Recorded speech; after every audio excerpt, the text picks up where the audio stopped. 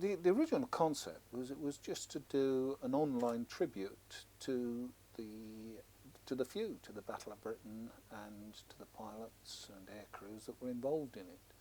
I run a blog, as it's called, a weblog of my own, and I thought it would be a good idea to do a special blog for the Battle of Britain. And I had this idea that exactly on the 17th anniversary we would write it like a diary, so that as each day the Battle of Britain went through, I wrote a piece as if it was happening on the day. The act of doing that focuses you on the information, and as I started writing it, I started doing a lot of picture research and then a lot of background research, and I broadened the scale of the research, but also the depth, and I started picking up sources I'd never read before. I got the contemporary newspapers, so that each day I was reading the newspaper of the day 70 years previously. And I was also reading the standard textbooks, the contemporary textbooks, and reading the old and the new and putting it aside. It just didn't fit. It didn't feel right. It didn't mesh. And I thought, this narrative just doesn't hang together. There's things that don't work here. And then as I got deeper and deeper and deeper in, I came to the personal conclusion that the narrative was actually flawed. It's false. And from there, the whole thing started opening wide up. I started going back, looking at original cabinet documentation, and looking in more detail at a wider range of newspapers, a wider range of documentation, and eventually concluded that the narrative was actually false, and what's more, as I concluded, quite deliberately false. And from that emerged the new story. The professional historians will tell you that, oh yes, the role of the people is acknowledged, but in fact the popular perception of the Battle of Britain is the few who battled to save the many, so that and of course this is the way it's projected.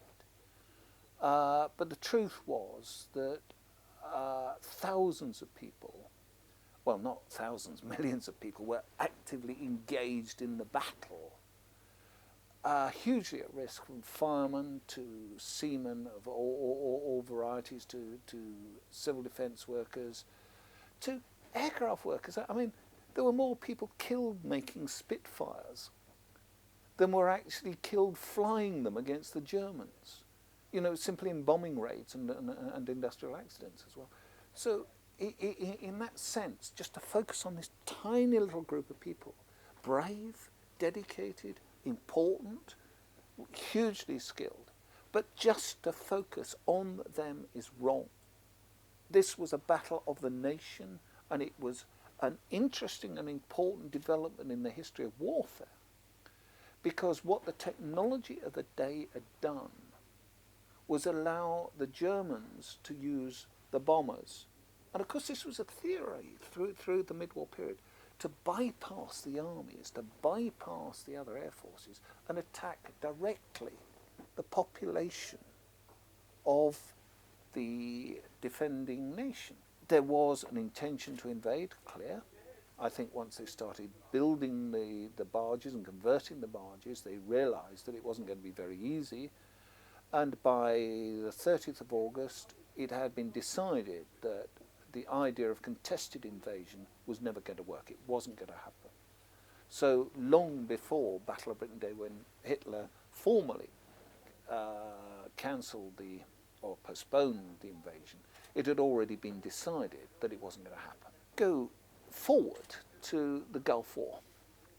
We learnt two new phrases there: shock and awe and regime change.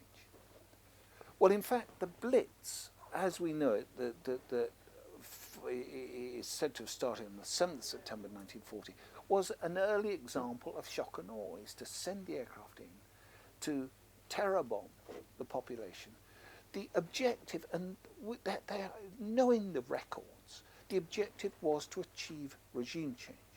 The idea was that you put such stress on the population that they would literally rise up and demand a change of government and the new government to sue for peace. That was the expectation, and that was the strategic objective of the Blitz. And of all the ways of bringing the war to a close, a rapid close, which is what Hitler wanted, the High Command, the German High Command, Hitler himself, and the British High Command as well, who'd written a number of position papers on this, were convinced that the most effective and the most vulnerable point was the morale of the population, and the easiest way of bringing the war to the end was to break the morale and force that regime change, that change of government, and force the British government to sue for peace. In one sense, it strengthens Churchill, because Churchill actually was the one rock who refused in any way to countenance a peace deal. But it changes our perception of what the Germans were trying to achieve, but it also changes the perception of the role of the people. The people were not passive players here. Had the British people, and they very nearly did, had the British people rebelled to the extent that they had marched on Whitehall and said, we've had enough, we will not go any further, Churchill would have been powerless. Now, there's several buried examples of rebellion amongst the people, and of course, what is not known to the generality of people is that as the bombs fell, we're all very conscious of these wonderful pictures of people taking shelter in the tube stations. When the bombs first fell, taking shelter was prohibited. It was a British government policy to refuse people access, to refuse them shelter in the shelters. And at times, there were armed guards and armed police, armed troops, preventing people taking refuge.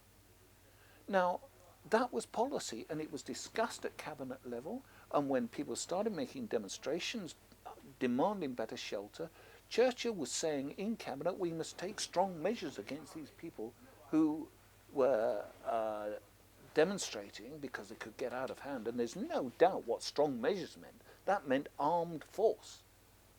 But the people, with the help, oddly, of the sensible police and the railway officials, actually disobeyed the government, so there was a rebellion in that sense, and policy was changed on the hoof.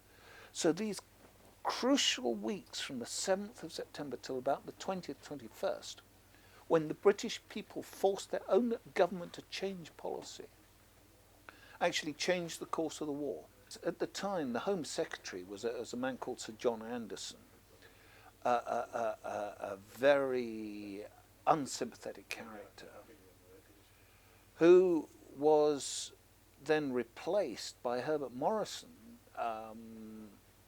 Mandelson's grandfather, who actually came up with what was known as then a deep shelter policy, and you ended up with Labour owning the shelter policy, and a Labour politician, a Labour Home Secretary, seemed to be responding to the demands of the people.